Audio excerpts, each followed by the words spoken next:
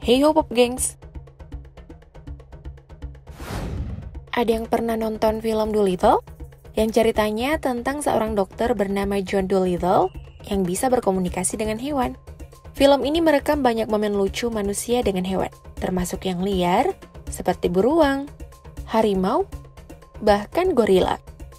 Atau George of the Jungle, yang menceritakan tentang George, pria yang dibesarkan oleh hewan-hewan di hutan, bersahabat dengan seekor gorila bernama Abe yang jahil kepada manusia.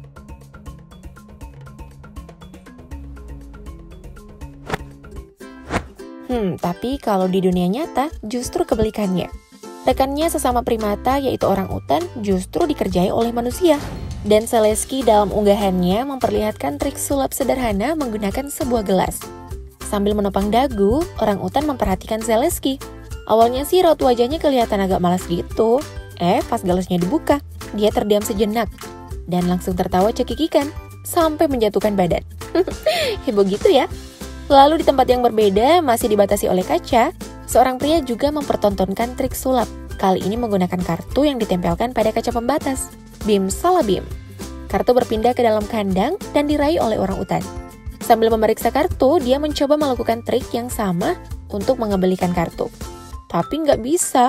Wah, jangankan orang utan, aku aja bingung, kok bisa ya?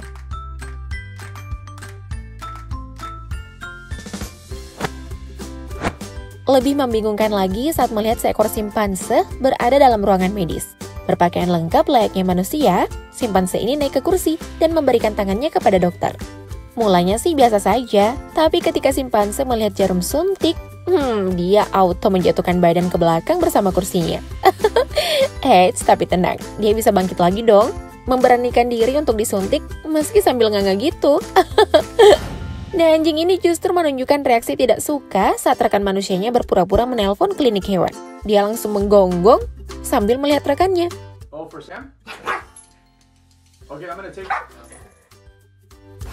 Dari ekspresinya sih udah bisa ketebak ya, kalau dia benar-benar benci bertemu dokter hewan.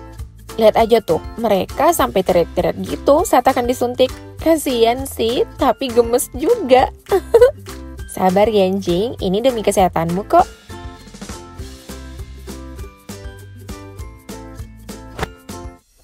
Kalau sehat kan jadi bisa senang-senang, nyanyi sepuas hati. Seperti Everly dan anjing kesayangannya Dot. Duduk santai di atas meja, anjing jenis Siberian Husky ini tampak menikmati aktivitasnya berbalas suara dengan si anak manis, Everly. Duh, ini mereka nyanyiin lagu apa ya? Anjing tetangga bernama Maya sih punya lagu favoritnya sendiri. Maya yang marah pada rekan manusianya tidak bisa menolak saat lagu Tomorrow milik Annie dinyanyikan. Bahkan ikut bernyanyi dan melupakan kemarahannya. Tomorrow, I love you. Musik emang selalu bisa menghibur hati sih, apalagi kalau sedang galau kayak anjing ini. Entah apa yang mengganggu pikirannya, sampai dia duduk termenung menatap keluar jendela. Tapi masa bodoh lah, apapun itu beratnya hidup ini dibawa enjoy aja, bermain piano sambil bersenandung ria. Lain halnya dengan para kucing. Kawan berbulu manusia ini rupanya punya selera yang tinggi terhadap musik.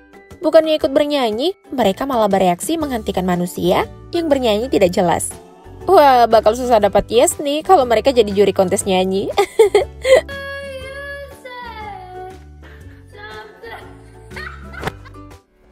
Tapi kalau diajak jalan-jalan sih mereka anteng-anteng aja, malah rebahan santuy di dashboard mobil. Mungkin saja lagi merenungi pertanyaan, mau jadi apa saat besar nanti? Dari orang tuanya. Sembari menatap langit dengan posisi badan terlentang. Widih, serasa kayak di pantai ya. Ya, namanya hidup emang gak selalu happy, terlalu dipikirin juga bisa-bisa bikin stres. Baiknya diketawain aja. Kayak yang dilakukan pria berkacamata dan hewan bergaris zebra di sebuah kebun. Kalau anjing ini sih lebih memilih berkendara mendatangi drive-thru, membuat orang-orang tertawa dengan tingkah lucunya. Dia sih nggak peduli, yang penting makan untuk mengembalikan mood yang buruk.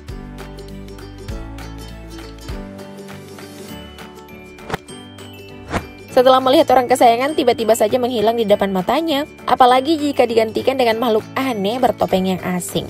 Jadi penasaran, kira-kira apa yang dipikirkan anjing ini ya? Belum juga move on, udah disamperin sama orang baru aja.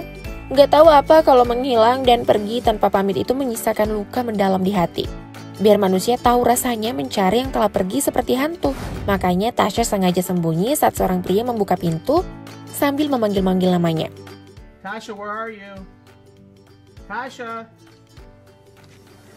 Mendengar itu, Tasya dengan lihai bersembunyi di belakang pot bunga. Saat pintu ditutup, kepalanya nongol sedikit untuk mengintip. Begitu pintu dibuka kembali, dia mengulang tingkah menggemaskannya tersebut.